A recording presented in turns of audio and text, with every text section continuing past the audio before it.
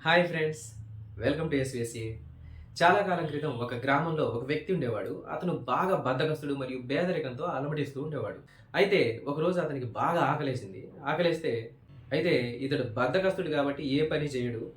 ఇక అతనికి ఆకలేసినప్పుడల్లా ఏం చేస్తాడు? ఏదైనా కావాలన్నా కూడా బిచ్చం ఎత్తుకోవడానికి బయలుదేరేవాడనమాట.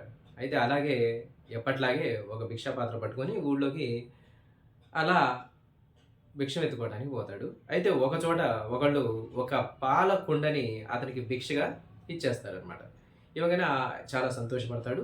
ఇక అది తీసుకొని ఇంటికొచ్చేసి ఆ పాల కుండలోని పాలని బాగా వేడి చేసి కొంత పాలు తాగి ఇక ఆ మిగిలిన పాలల్లో కొంచెం పెరుగేసి దాన్ని తోడు పెడతాడు. తోడు పెట్టేసి అలా అక్కడ పెట్టేసి ఆ కుండ దగ్గరలోనే ఇక అతను మంచం మీద పడుకుంటాడు. పడుకొని ఇలా ఆలోచిస్తా ఉంటాడనమాట. నాకు గనక ఈ పేదరికం లేకపోయినట్లయితే గనక నేను ఎంతో సంతోషంగా ఉండేవాడిని. నా కష్టాలన్నీ తీరిపోయాయి గదా! అని చెప్పి అలా ఆలోచించుకుంటూ అలా నిద్రలోకి వెళ్ళిపోతాడు. నిద్రలోకి వెళ్ళిపోయినప్పుడు అతనికి ఒక కల వస్తుంది. ఆ కలలో ఇతను ఏ కుండలో అయితే పాలు తోడుబెట్టాడో ఆ కుండలో పాలు తెల్లారి లెగవంగానే అది పెరుగైనట్టుగా, ఆ పెరుగుని ఇతను మజ్జిగ చిలికి దాంట్లో నుంచి వెన్న తీసి, ఆ వెన్నని నెయ్యిగా మార్చి, ఆ నెయ్యిని సంతలోకి తీసుకెళ్ళి అమ్ముకుంటే బాగా డబ్బులొచ్చినియని, ఆ డబ్బులతో ఇతను కొన్ని కోళ్ళని కొన్నాడు.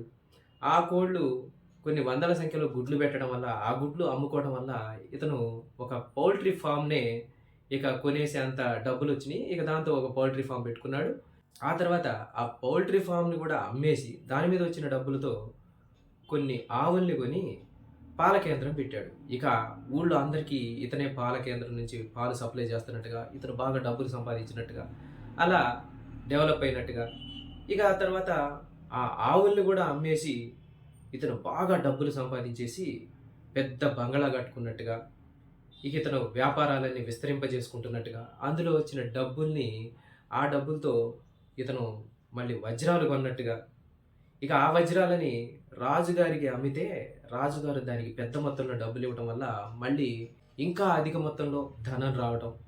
ఇక ఆ తర్వాత గొప్ప శ్రీమంతుల ఇంటి నుండి అందమైన అమ్మాయిని చూసి ఇతను పెళ్లి చేసుకోవడం.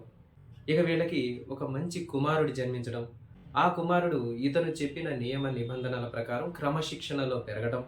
ఒకరోజు తన కొడుకు క్రమశిక్షణ తప్పి ప్రవర్తించినందుకు ఇతనికి బాగా కోపమొచ్చేసి, తన కొడుకుని పక్కనే ఉన్న కర్రతో అలా కొట్టాడనమాట. అలా ఊహించుకుంటూ గట్టిగా ఆ మంచం పక్కనున్న కర్రని తీసుకొని నిజంగానే ఆ కర్రతో అలా ఇసురుతాడనమాట. ఇసరంగానే ఆ కాళ్ళ దగ్గర ఉన్న ఆ పాల కుండ కాస్త పగిలిపోయి పాలన్నీ నేలపాలైపోతాయి. అదండి కథ. ఈ కథ నుంచి నీతేంటంటే, కేవలం కలలు కంటూ ఉంటే మనం ఆశించిన లక్ష్యాలని చేరుకోలేము. కలలు గనాలి. ఆ కలల సాకారానికై కృషి, పట్టుదల ఉండాలి. మరియు శ్రమించే తత్వం ముఖ్యంగా ఉండాలి. అప్పుడే మనం అనుకున్న లక్ష్యాల్ని చేరగలుగుతాం. మరియు జీవితం ఆనందమయం అవుతుంది. సంపూర్ణం అవుతుంది. ధన్యవాదములు.